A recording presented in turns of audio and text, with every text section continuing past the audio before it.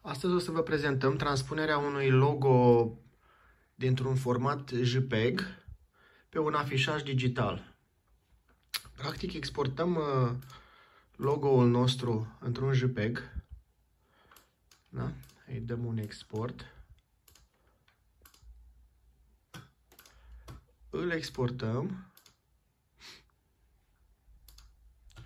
După care îl încărcăm în softul nostru de programare.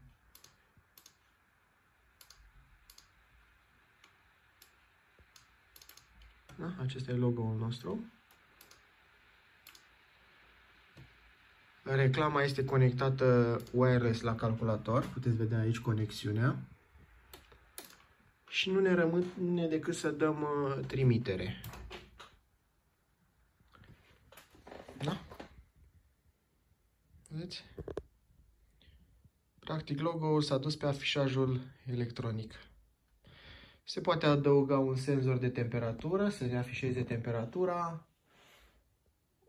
Se poate afișa ora, data, ca informații suplimentare.